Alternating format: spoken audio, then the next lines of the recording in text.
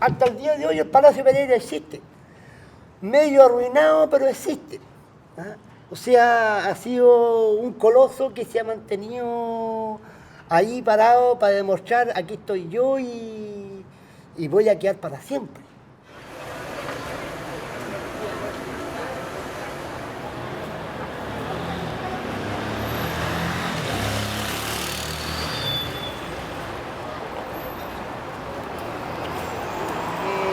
Yo lo siento en el alma, pero desgraciadamente la casa no estaba así. La casa estaba en buen estado, tenía piso, puertas, ventanas, tenía patio de mármol. La casa era solamente hacerle un retoque. Pero desgraciadamente cayó en manos de quien no debería de haber caído y la hizo tira. Sí, la hizo tira.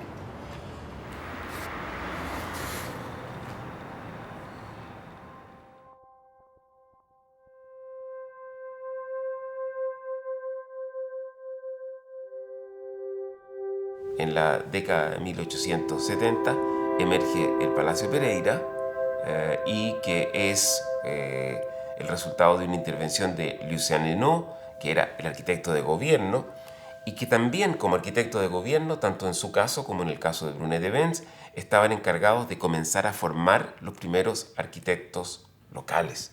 Por tanto, se trataba de una operación cultural, por así decirlo, ¿no? El Santiago de comienzos del siglo XIX no es demasiado diverso del Santiago de los últimos años de la colonia. Evidentemente, las ciudades no cambian bruscamente. Y es quizá a mediados del siglo XIX que la ciudad comienza a cambiar, no solo como por una ambición de arquitectura, sino también porque el propio Estado y la propia República va generando instituciones que, por así decirlo, requieren de una arquitectura distinta, de una ciudad distinta. Fruto también de algunos éxitos industriales, básicamente mineros de Chile, de enriquecimientos bruscos, en fin, de cambios culturales, comienza a aparecer ya en el terreno privado, en el terreno residencial, esta noción de palacio que por lo menos yo no la he encontrado mencionada anteriormente.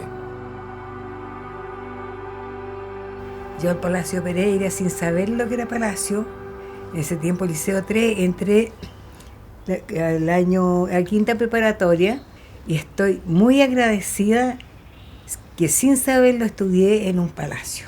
Me siento afortunada. Porque yo quería verlo por dentro como está ahora. Y una señora que entró me dijo que no podía dejarme entrar porque este era un... ¿Cómo se llama esto cuando lo resguardan? Monumento nacional. Ahí como que nos cayó la teja de que era un palacio. Y ahí uno se empezó a interiorizar más. Y empezamos a estar atentas de cuándo lo irían a terminar, porque claro, lleva un buen tiempo restaurándose, ¿eh? Sí. Este edificio se ha transformado de a poco en un símbolo de lo que significa los aciertos y las malas prácticas de la conservación del patrimonio en Chile. O sea, este edificio pasó, como es sabido, por unas fases de protección legal que no han ido aparejadas de ningún tipo de apoyo económico al propietario, ¿cierto?, que permita mantener este edificio a futuro, y ese es un gran problema del país que se arrastra hasta hoy. Y este edificio, en cierta manera, se ha transformado en el símbolo de eso. ¿Por qué? Porque la misma lógica de cambios de usos de suelo, de dinámica urbana, ha generado que este edificio valga mucho más por lo que es su suelo que por lo que tiene construido sobre él.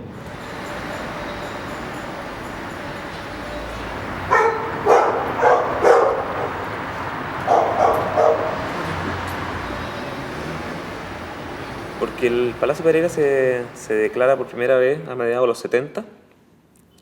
Luego muy rápidamente se desafecta el edificio, eso es bien poco conocido, pero estuvo declarado, al año se desafecta y luego, 6 años después, a comienzos de los 80, se vuelve a declarar como monumento histórico.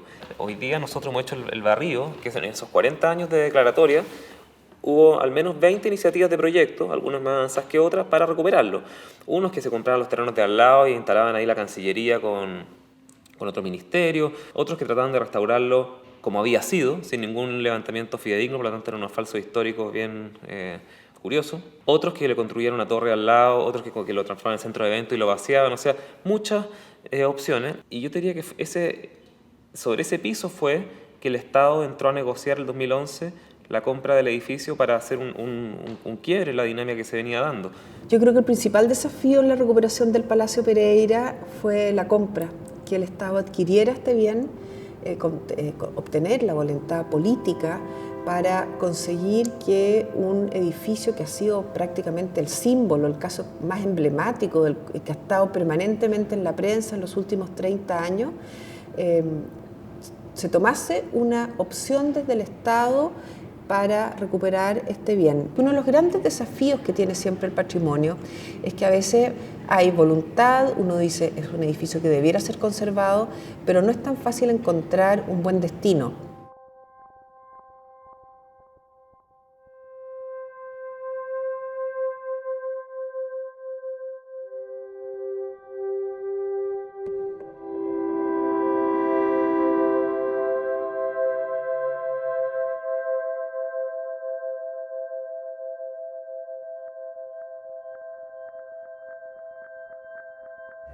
Una de las cosas bonitas que tiene la convocatoria que nos hizo la DIVAM específicamente en la etapa de concurso es que ellos compran este edificio pero destinan todo el primer piso a un espacio público.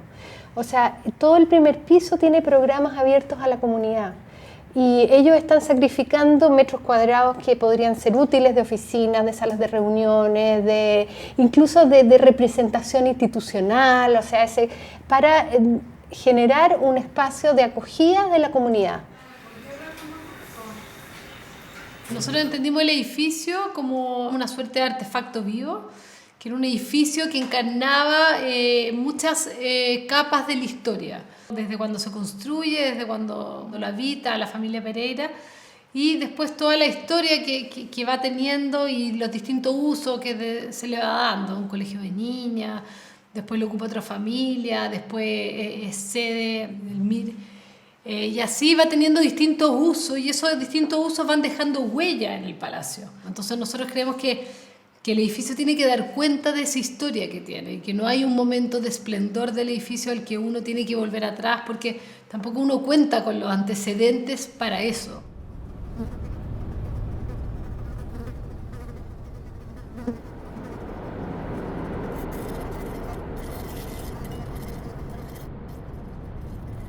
Visto desde el patrimonio, lo que es muy interesante en un proceso de restauración es que el proceso de restauración también es un proceso de estudio de la obra, es un proceso de investigación en profundidad, en el cual tú recuperas todos esos saberes y los registras, y los documentas, y los estudias, y los analizas, y eso es una riqueza muy grande que queda. Eso es parte del patrimonio hoy día desde el punto de vista, o sea, hoy día hay un acervo de conocimiento que la restauración del Palacio Pereira en sí misma generó.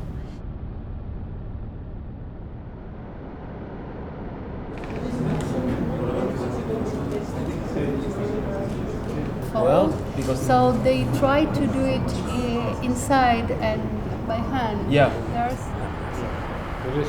Y luego inyectaban, metieron fierros y luego inyectaban en esa unión.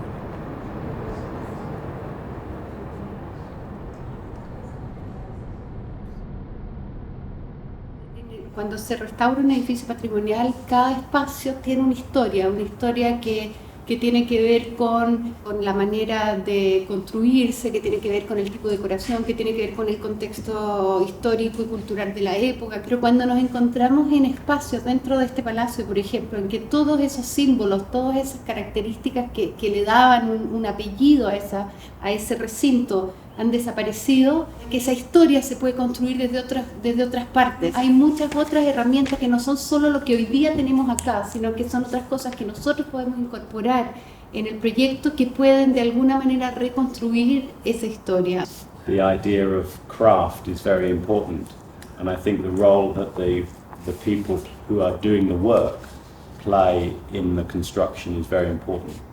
So the way in which the people doing the work are educated in the subtlety and quality of the building will be very important to getting a good result. And so I think that needs to be part of the discussion. It's not just an architect doing a drawing and the builder does what they're told. I think we'll get a better result in the old part of this building if we can bring the craftspeople into the discussion and they can feel that they contribute to the making of the building.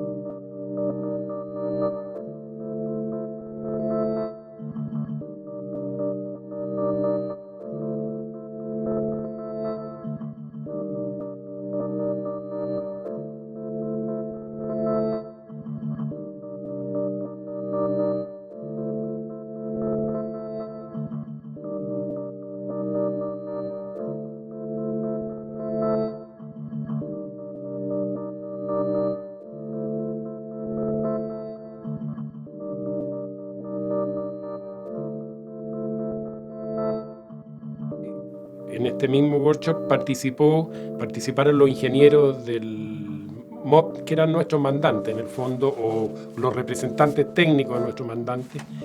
Ellos exigían el cumplimiento de todas las normas sísmicas principalmente, vigentes actualmente, que son muy estrictas para un edificio de esta antigüedad, pero era una exigencia base. Conciliar los requerimientos del MOP con las pretensiones de conservar la estructura de origen fue el principal desafío. Los principales trabajos que se hicieron de restauración acá fueron de capado, que es quitarle la pintura a los muros. Entonces había un equipo muy grande que se dedicó en el interior del edificio, en el crucero y en el exterior de la fachada, que quitaron toda esa pintura de forma manual, con bisturí. Después otra partida importante es la reproducción de los moldes. Se reproducen los ornamentos principales para darle una lectura al edificio, pero la idea no es reproducir o no hacer un falso histórico y no llegar a una imagen original, sino que se vea ciertos fragmentos, pero que el edificio se pueda leer por completo. Después está el equipo de carpintería. Acá hay más de 200 puertas. Las puertas faltantes de las originales las tuvimos que reproducir y las puertas nuevas tienen un lenguaje contemporáneo y son puertas que son visiblemente distintas a las originales. Son como un resumen o una abstracción de la puerta original con todos los elementos, pero liso. Tú cuando trabajas una pieza, esto puede ser un poco, tú tienes que preocuparte de que quede con un espesor, ¿cachai? Y para eso tienes que usar las manos. Y por lo general tus manos van dejando huella. La misma huella que uno le dejaba a la pieza que uno hace, que uno hacía, es la huella que te encontráis con las piezas originales. O sea, estáis trabajando de la misma forma que trabajaban los maestros antes. Lo descubrimos así, casi en broma, y yo nunca lo quise sacar. Entonces dije, no, cuando me vaya va a ser lo último que voy a sacar. Y nunca nadie lo retiró, pues. Y ahora parece que ya se va a quedar. Solo sé que nada sé. En la catalogación de ornamentos habrá unas 50, 60 piezas diferentes. Entonces nosotros siempre bromeábamos que a la señora Pereira le llegó el catálogo de moldura y como que dijo, mi amor, pongámoslas todas. Y hay 4 tipos de capiteles, no sé, 40 molduras diferentes las de exterior, diferentes las de interior, las de primer y segundo piso. Se hicieron estudios para saber, digamos, cuál era el color original que tenía el palacio, ¿sí? Y ahí se llegó a este amarillo, que el mismo, si ustedes se dan cuenta, es el mismo que tiene la Universidad de Chile porque es el mismo arquitecto. Se piensa que, bueno, eran como los colores de la época. Y también se llegó también a qué materialidad era, y bueno, y a partir de eso se hizo todo un trabajo de rescate de la fachada. Estuvieron decapando con bisturí la fachada para llegar primero a los sustratos que eran más originales y de limpieza también, para que quedara como está terminada ahora. Yo aquí cuando entré esto estaba todo demolido, todo demolido. Yo cuando entré la primera vez Justamente me tocó entrar en este lado. Aquí no había nada, vamos aquí. Lo único que estaba asistente era eso que está aquí. Los demás, todo nuevo. Entonces, todo esto se hizo nuevo. A mí nunca me había tocado hacer ninguna de estas molduras, o medios puntos, pero con lo que aprendí de ellos, yo dije, llegué aquí y yo dije, la hago todo. Le hice todo.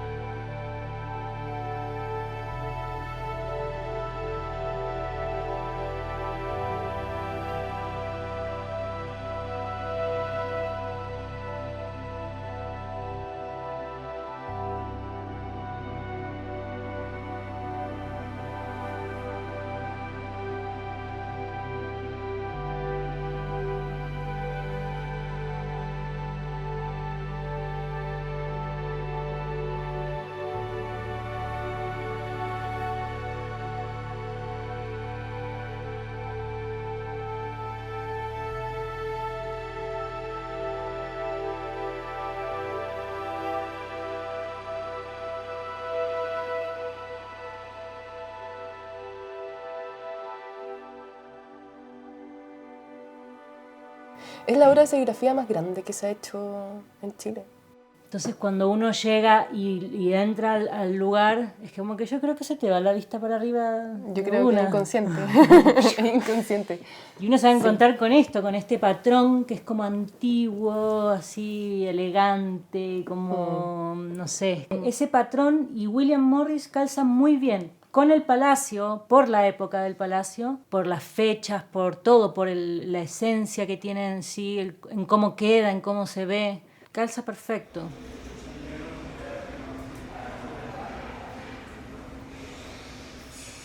El concurso tenía unos criterios de intervención súper claros. Habían 3 cosas que habían que hacer.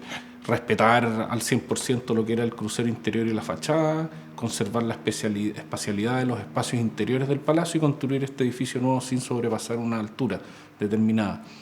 Y en base a eso, lo primero y lo más complejo tal vez era establecer ese diálogo entre lo nuevo y antiguo, y haciendo finalmente un edificio, que esto se entendiera como un proyecto y como no 2 cosas fragmentadas. Yo creo que establecer esa continuidad entre los dos, que era, yo creo, el gran desafío.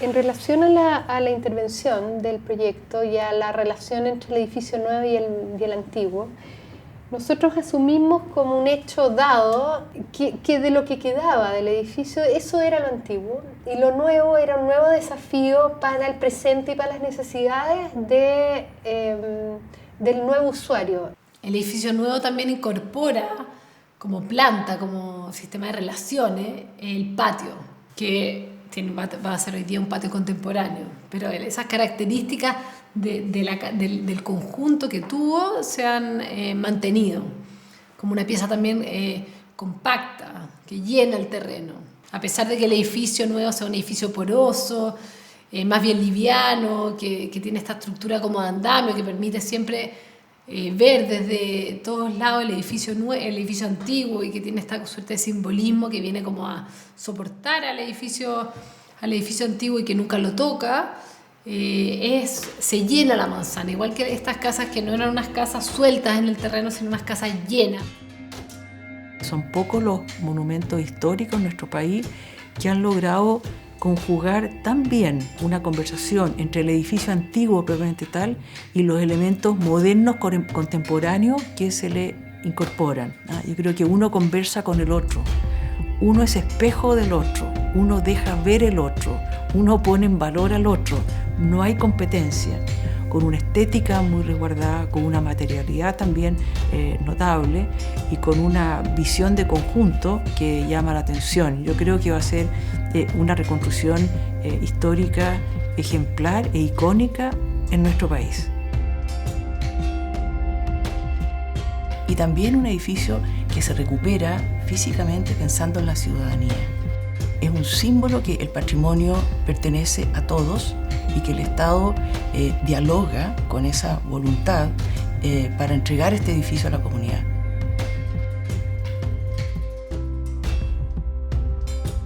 No importa que la parte pública del palacio sea un éxito en la medida en que realmente sea un espacio democrático, sea un espacio abierto a la comunidad, sea un espacio con miles de opciones, de actividades, de intercambio, donde fluya y converjan mucha información, mucha actividad.